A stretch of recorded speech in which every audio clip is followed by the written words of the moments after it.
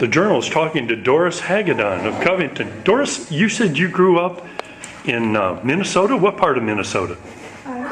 About 20 miles from the South Dakota line, very far west, straight west of Minneapolis. That's beautiful country. And so you found your way to Covington? And it's a prairie.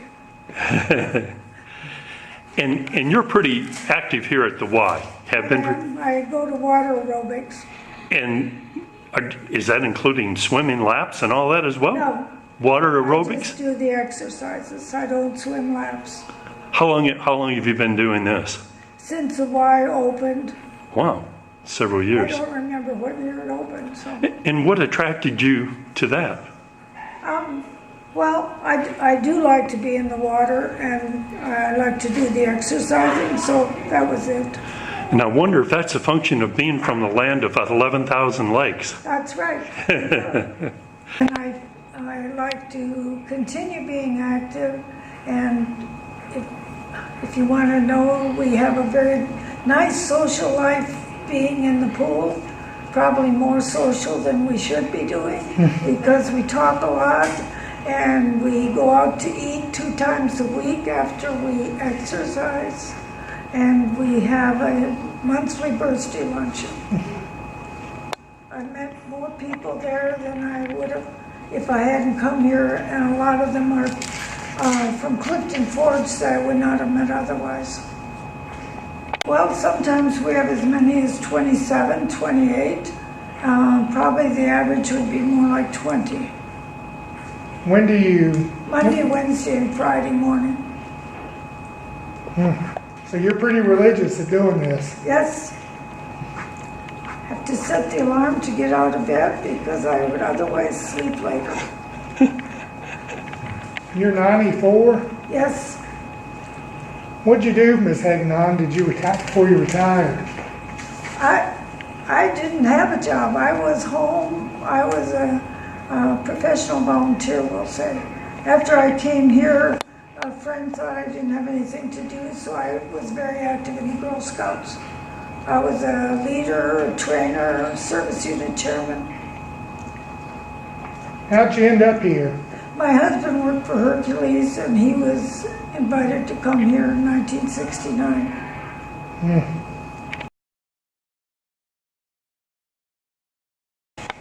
The Journal is happy to talk to Fred McCormick, who's now 95 years old, but we know you from working at the Clifton Forge Post Office. For how long was that, Mr. McCormick?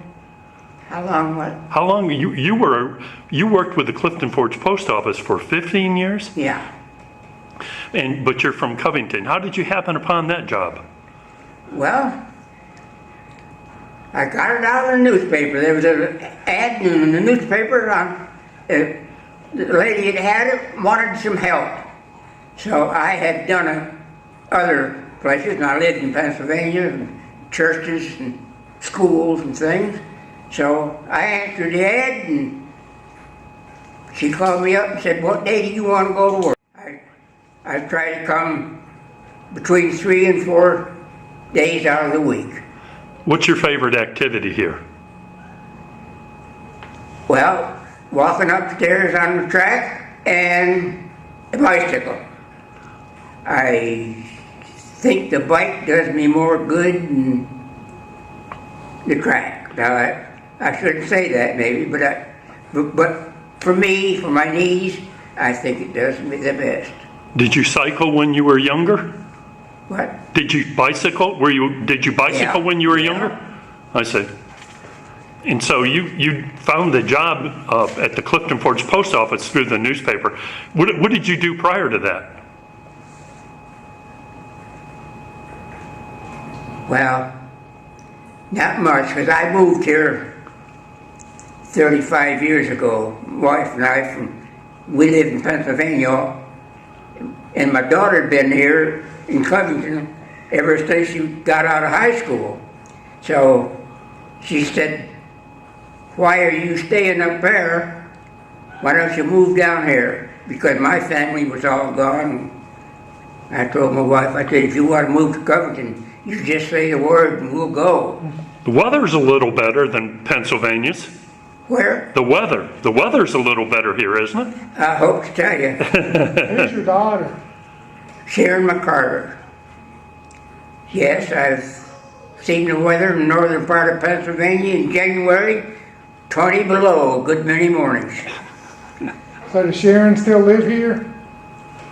Does Sharon still live here? Yes, Okay. yeah, she's a nurse, she still lives here.